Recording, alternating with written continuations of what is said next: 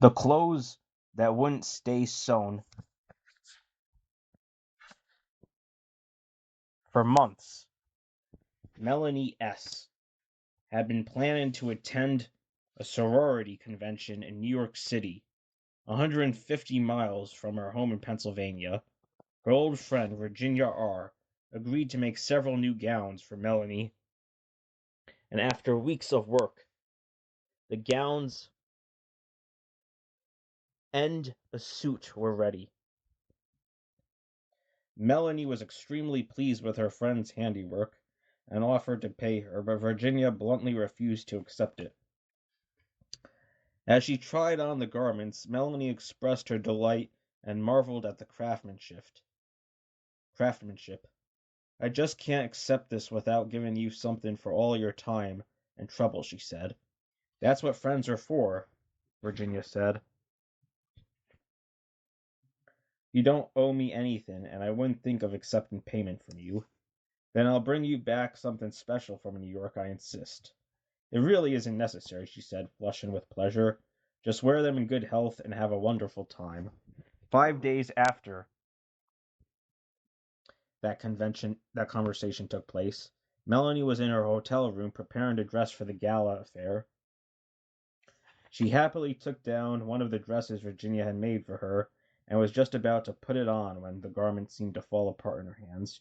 She looked at it in utter astonishment. The painstakingly hand-sewn seams were hanging apart, just as though they hadn't been sewn at all. She couldn't believe her eyes. This could not be true. Had someone come into her room while she was out and deliberately, maliciously removed the stitching? Certainly not, she told herself. Such a thing was preposterous. But what should she do now? She had planned to wear the dress at the affair that night, but that was out of the question. She went to the closet and removed the other garments she's brought with her. Oddly enough, the suit and the other gown Virginia had made were also in pieces. Stunned, Melanie sat down. She turned on the lights as brightly as possible and peered at the garments.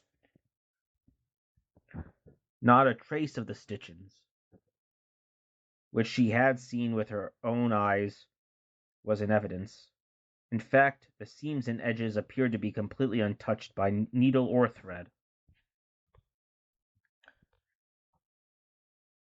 Was this the same sort of nasty trick Virginia had played on her? Melanie wondered.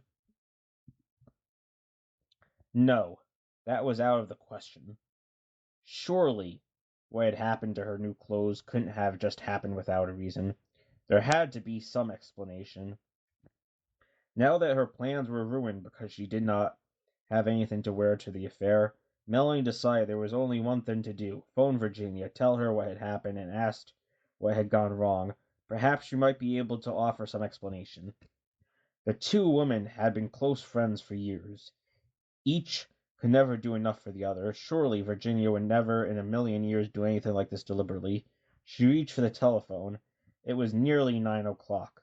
By now, she supposed, Virginia would be watching her favorite TV program and getting ready for bed. After the telephone operator had tried the number for an impossibly long time, and there had been no answer, Melanie felt strangely ill at ease.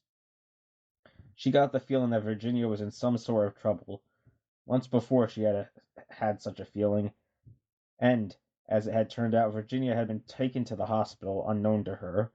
Her strange feelings then, as now, chilled her. She tried the number once again. No reply. Melanie stared at the remnants of the clothes Virginia had made, and suddenly she felt that there was some purpose to all this madness. She asked the operator for her own home number, and as she waited for the connection, felt herself growing extremely agitated and uncomfortable. Her husband was surprised to hear her voice. I didn't expect you to call until tomorrow, honey, he said. I know, she said, her words coming in a burst.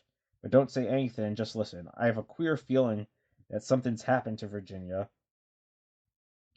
Run across the street to her house, darling, and look in on her. Melanie's husband blinked on the phone, And you want me to leave the receiver off the hook while I do that? Yes, yes, only please hurry. The urgency and anxiety in her tone frightened him.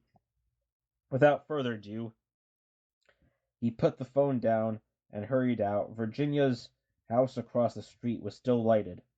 However, there was no answer to his insistent knocking. Melanie's husband scratched his chin, wondering why Virginia had gone out and left the lights on. Since this was not at all like her, he decided to try to get into the house to see if she was all right. 30 minutes later, Melanie sat on the edge of the bed in her hotel room, stunned at what her husband was saying. So I went in and went upstairs. I heard the moans coming from the bathroom. She had fallen and was paralyzed. Thank God you phoned when you did.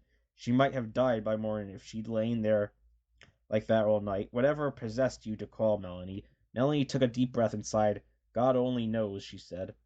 But when she hung up the phone a few minutes later and prepared to put away the garments which had fallen apart, Melanie cried out in amazement. The clothing was intact, just as it had been the day she tried them on, and just as they had been when she hung them up in her hotel room. Did Melanie imagine what she had seen, or was this some strange manifestation of the supernatural that cannot be explained? Surely Melanie had summed it up when she sighed and told her husband, God only knows.